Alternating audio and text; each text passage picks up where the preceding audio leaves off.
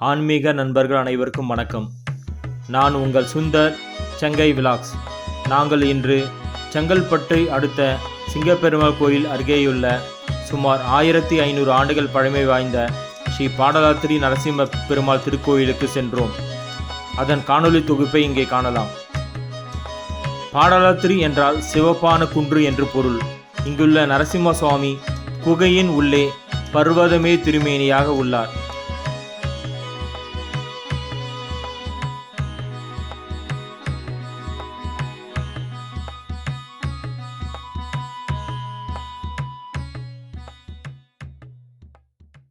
நாம் முதலில் கோயிலுக்குள் சென்றதும் முதலில் கொடிமரத்தையும் பலிபீடத்தையும் காணலாம். கோயிலின் சுவரின் மேலே பெருமாளின் 10 திவ்ய அவதாரங்கள் சிலையாக உள்ளது.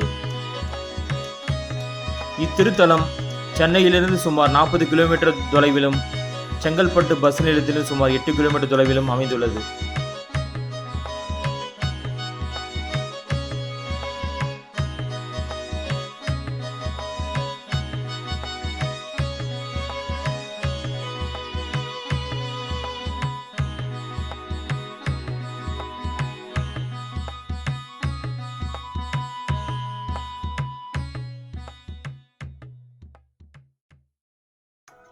நரசிம்ம அவதாரத்தில் இக்கோயிலை சுற்றி காடாக இருந்ததாகவும் அக்காட்டில் ஜபாலி என்னும் மகரிஷி தவம் செய்து கொண்டிருந்ததாகவும் அவரது வேண்டுகோளுக்கிணங்க நரசிம்ம சுவாமி உக்ர ரூபத்தில் அவருக்கு இத்தலத்தில் காட்சியளித்த இவ்விடமே இத்திருத்தலமாக அறியப்படுகிறது.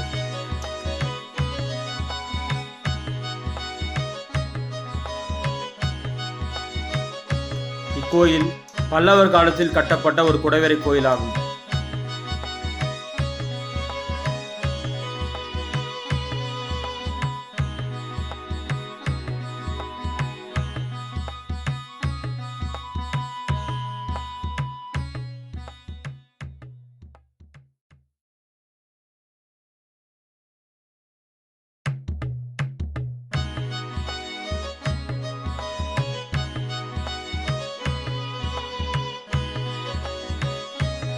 கோயிலின் கருவறைக்குள் நுழைந்ததும் முதலில் கருடன் சன்னதி, நம்மாழ்வார், ஸ்ரீ ஆண்டாள் சன்னதி, லட்சுமி நரசிம்மர் சன்னதிகளை கும்பிட்டுவிட்டு பிறகு மூலவரை அடைகின்றோம்.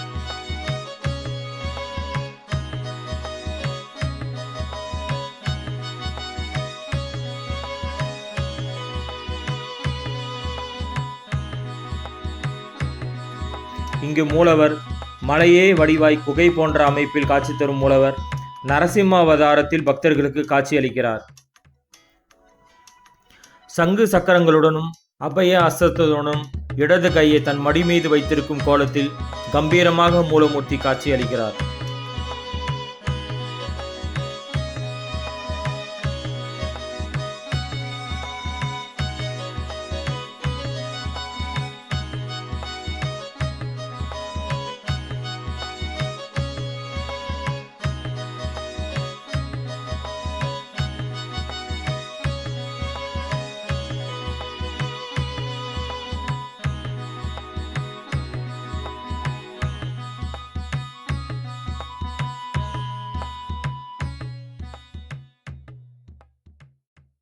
கேட்கும் வரங்களை எல்லாம் அள்ளி கொடுக்கும் நரசிம்ம மூர்த்தியின் இத்தலம் பிரார்த்தனை மற்றும் பரிகார தலமாகவும் திகழ்கிறது.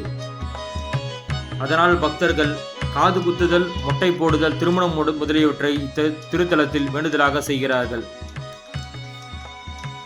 சிவன் கோயில்களிலே மட்டுமே நடக்கும் பிரதோஷ பூஜை இத்திருத்தலத்திலும் நடப்பது தனி சிறப்பாகும்.